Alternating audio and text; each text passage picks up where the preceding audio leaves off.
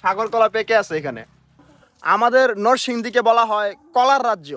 সাগর কলার জন্য বাংলাদেশের মধ্যে সবচেয়ে বিখ্যাত হচ্ছে নরসিংদী।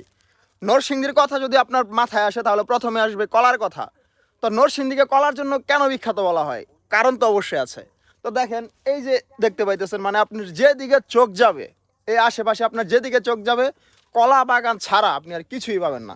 এই যে দেখেন ছোট্ট একটা নদী, যদি আপনাদেরকে দেখাই, ওই যে কলা খেতে এক চাচা কাজ করতেছে। আপনার মানে এই দিক দিয়ে ওই পাশে যেদিকে চোখ যাবে,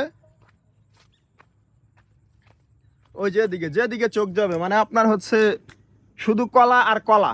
নরসিংদীর মধ্যে সবচেয়ে বেশি কলা হয় হচ্ছে মনোহরদীর মধ্যে। মনোহরদী আর হচ্ছে ওইদিকে লাখপুরের মধ্যে, শিবপুরের মধ্যে হচ্ছে লাখপুরের মধ্যে সবচেয়ে বেশি কলা উৎপাদন হয়।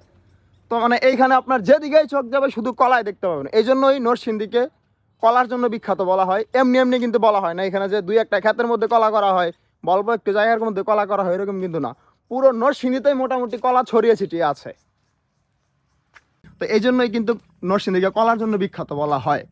তো বিশেষ করে এই কলাগুলো বেশিরভাগ থাকে হচ্ছে আপনার চরাঞ্চলের দিকে, বেশিরভাগ কলাগুলো হয়। তো অনেক সময় কিন্তু এই মানে কলা বাগানের মধ্যে আপনি ঢুকলে তো হচ্ছে মানে পাকা কলাও পাওয়া যায়, পাকা কলার সরিও পাওয়া যায়। তো দেখি আমি খুঁজতেছি, যদি ভাগ্য থাকে তাহলে হয়তো পাকা কলাও পাইয়ে যেতে পারি।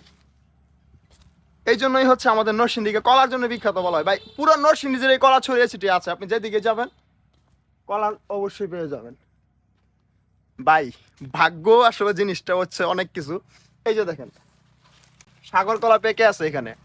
আসলে আমি তো বলছিলাম আপনাদেরকে, পুরো মানে অনেক সময় বাগানের ভিতরে পাকা কলা ভাগ্য যদি ভালো থাকে তাহলে পাওয়া যায়।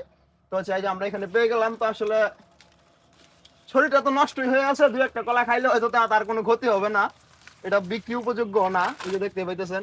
তো আমি হচ্ছে এক কথা চুরি বলা যায়, কারণ এখানে আমি বাগানের মালিককে তো পাবো না বলার জন্য। তো 3টা কলা নিলাম, শরীরটা আসলে নষ্ট হয়ে গেছে এক কথায় বলতে গেলে, ঝুলে আছে পরে। তো এই যে দেখেন সাগর কলা, একদম দেশি সাগর, যেগুলো হচ্ছে ঢাকায় যায়, আপনারা হচ্ছে খান যে সাগরগুলা, সাগর কলাগুলা। তো নরসিংদীতে অনেকেই বলে যে কলা এত উৎপাদন হওয়ার পরেও নরসিংদীতে কলার দাম অনেক বেশি। হ্যাঁ ভাই, আসলে অনেক বেশি। বেশি হওয়ার কিন্তু কারণ আছে।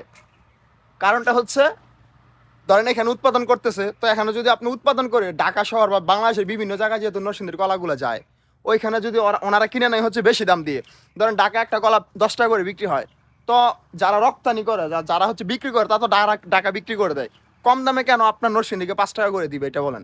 তো এই জন্য হচ্ছে আমরা কমে পাই না। ঢাকার মানুষরা যেহেতু বা বাংলাদেশের সব মানুষরা যেহেতু বেশি দামে গিয়ে কিনে খায় বা বেশি দাম দিয়ে নিয়ে যায়, বা আমাদের যারা কলা চাষ করে তারাও বেশি দাম ওইদিকে বিক্রি করতে পারে, তাই হচ্ছে নরসিংদীতে কমে কলা পাওয়া যায় না।